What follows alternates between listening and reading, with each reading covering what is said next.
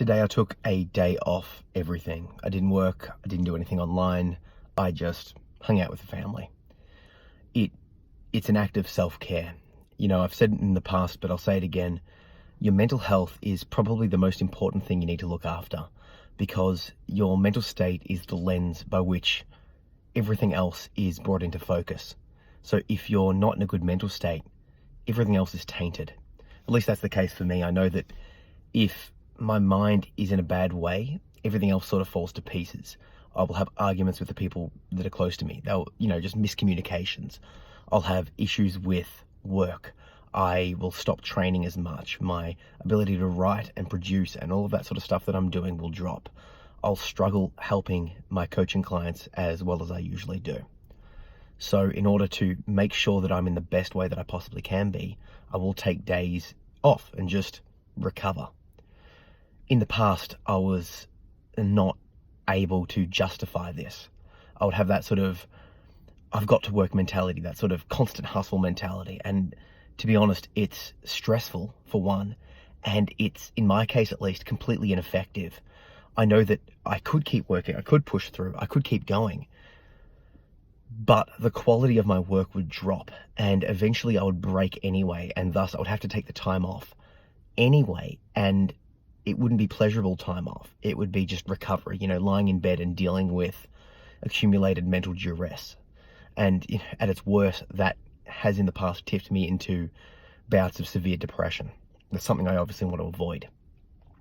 So I've learnt from, years of experience at this sort of self-development, self-care game, that sometimes it's worth just copying a productivity loss, copying the financial loss, and just taking that time off.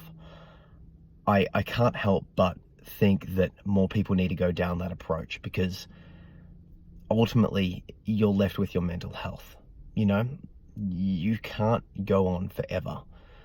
A lot of young mums and sort of parents will contact me and be like, well, I can't afford to take that time off. I can't justify taking the time off. And everyone's situation's different. But there's two responses. Number one is the one I've just outlined. If you don't take time off now, eventually your mind or your body will break, if that's the case for you. And number two, if you feel like you can't afford the time off, you need to seriously consider the expenses that are coming into your household. For example, do you need all of the subscription services that you're subscribed to? And the way to know that is cancel them all and just add back the ones that you miss. For example, cancel your Netflix, cancel iTunes Music, cancel the magazine subscriptions, whatever you subscribe to, and whatever you want to have back, add them back. Bam, you save some money, right? I just can't stress enough that there's a lot of little things that you can do to tweak your financial situation to give you more disposable income, i.e. more room to take time off if you need it. The real answer is to stop buying crap you don't actually need, right? Stop buying stuff that you don't value. There's a real temptation to just buy things as a way to make yourself feel better, or buy things to fit in. Like my car's, as you can see, it's a piece of crap. Why? I don't really value cars. Yeah, I want a car that gets me from place to place. I want a car that won't break down. I want a car that's relatively safe. It doesn't have to look good. It doesn't have to go fast, right? It still does its function. That's because I'm not a car person. But if I had spent that money on a good car to appease people, to look good, to sort of have the image, I'm now paying that back. And I'm not just paying it back with money, but I'm having to pay it back with my time. Interest payments cost you time to keep paying them back, right? Now, if I did value cars and, for example, didn't value traveling, then it would be silly of me to just travel frivolously, because it wouldn't be going to what I value, right?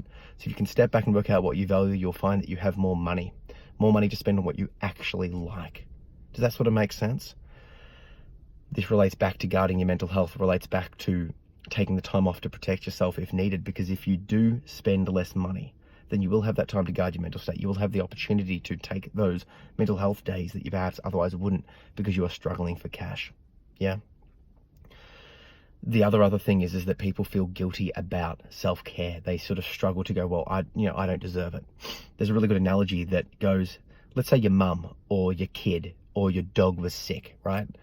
You would take them to the hospital. You would get them fixed. You would go through the process. You would make them have their medicine, right? But how many times have you forgone that for yourself? How many of you are dog owners or cat owners and you've literally treated your pet's health better than you treat your own? It's this weird thing that it's almost easier to justify helping someone else than it is to justify the basic levels of maintenance for yourself. Now, once again, obviously people will, you have to provide things for your family. I get that. But if you let yourself go, you won't be in a place to provide for them for very long. You need to look after your own mental state as well as providing those basic needs. If you need to take the time off, you're going to have to take it off eventually anyway, right? So schedule it in, roster it in, work out a way to get yourself that time off. And, start treating yourself with the same level of care and concern that you would treat a sick relative or even a sick pet. You are worth far more than your pet, just FYI. Don't care who you are, don't care how good that pet is, you are worth more and you should treat yourself better, yeah? So, long story short, that's why I took the day off. That's why I'm spending the day with self-care, not doing anything. It's to recover from a couple of previous days that were quite stressful, yeah? If you find yourself struggling, I would strongly suggest that you take that time off. It doesn't have to be a whole day. It can be like 5 minutes, right? Effective self-care is doing stuff that helps you to feel better, helps you to keep going, helps you to maintain functionality.